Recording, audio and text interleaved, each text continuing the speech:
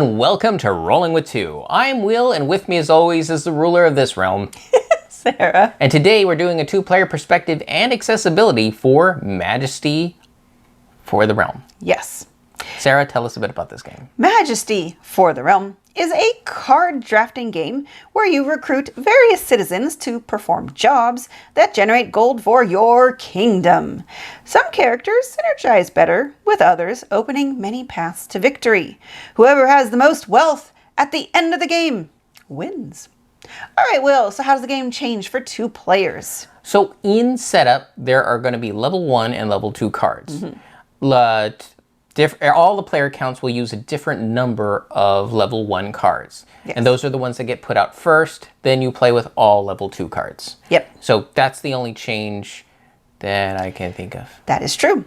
Yes. All right, so issues at a two-player count is if one player is more aggressive than the other, it feels harsher because that's just kind of how it works with two players. One of the characters is a knight and does attacking. Now you can protect yourself with the guard.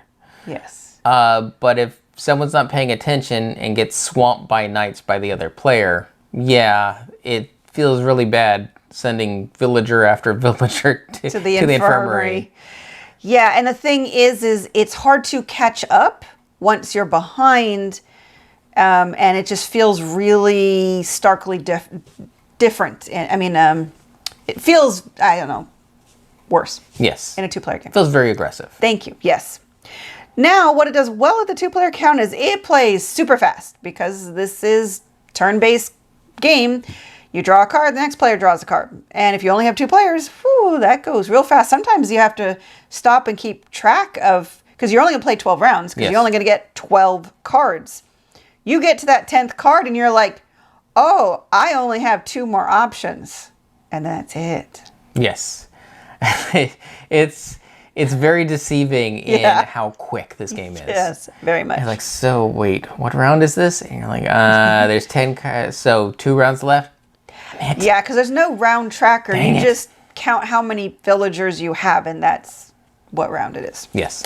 All right, on for accessibility. There will potentially be some mobility issues with your hands because you're constantly making change. You're gaining these poker chips, which are really nice and feel good, but you're gaining 1 or 2 at a time, but there's not an unlimited number of 1s and 2s. So once you get 10, well, you've got to turn those in and get a 10 chip. And once you've got enough 10s, you turn that in for a 50 and then 100. And so you're constantly moving these poker chips back and forth. Yes. So the other thing is, if you're adverse to math, you probably will not really like this game because it's more than just simple counting. There are times where you're multiplying and then doing other things. Yeah, it's when you get a card, the card itself will have a location where that person goes. For example, the innkeeper goes in the inn. And the inn will essentially give you the readout of what the math is in order to score a point for every time you put an innkeeper there. Right. It's like count this person, maybe multiply it by these people. You're like, okay, and then you're making change. Yeah. And then even at the end of the game, it's like count up all the different types of people you have and square it. Yep. When people sometimes will block and go, wait, what? Like, no, well, if you have 5 different, then it's 5 times 5, and that's 25. I'm like, oh, okay. Yeah, when you say square, people are like, oh my God, algebra. And I'm like, well, on the very, very low end. It is. But it is there, and it is present. Yep. So. On the other hand, what it does right is all the iconography is unique. It's good graphic design. Everything's open information. So if you really are like, how does the innkeeper score again? Because everybody's going to have the same, what do they call them? Location cards. There are side A and side B. But if you use side B, everybody's using side B. So you're not going to have, I'm not going to score my inn differently than Will does. Yeah. And even if you're going through the very advanced where you can mix A and B, everybody has to do the same A, the same B for each of the locations. Yeah, exactly. And as much as we were saying there could be mobility challenges with the poker chips. It's also kinesthetically very pleasing to play with the poker chips and even the meeples, because you're moving the meeples are like marker. They're just your markers because you're using them to They have a Mancala type thing. to go do more things out in the...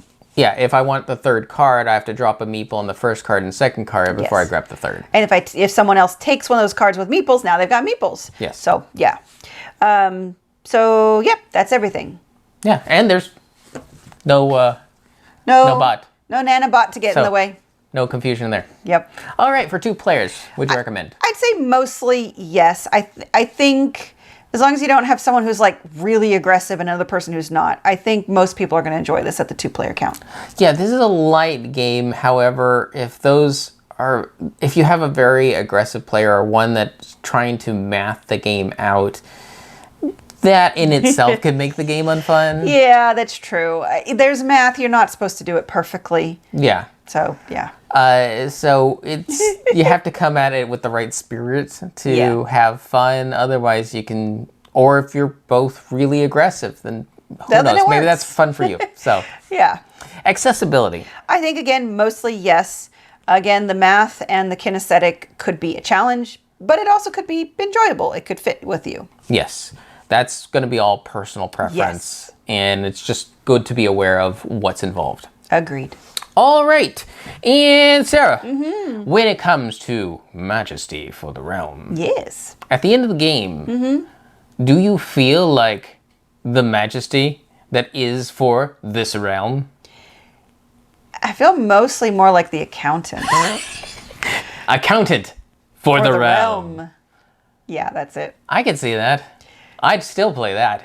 I mean, honestly, when we first learned this game, the what do you call it, alternate name that most people had for it was the making change game. So take that as you will. Yeah. All right. Why would you ever roll with just one when you can take the 4, square root it, and end up with 2? Because it's a making... I got it. Yeah. I got it. Rolling with 2. Rolling with 2. And remember, if you have any questions, comments, or concerns, you can reach out to us on the various social media platforms at... Rolling with 2. That's TWO. We are on Twitter, Facebook, and Instagram. And on YouTube, please like and subscribe. And if you have time, check out the other content Nanaman has found for you. Because remember, he's rolling with you.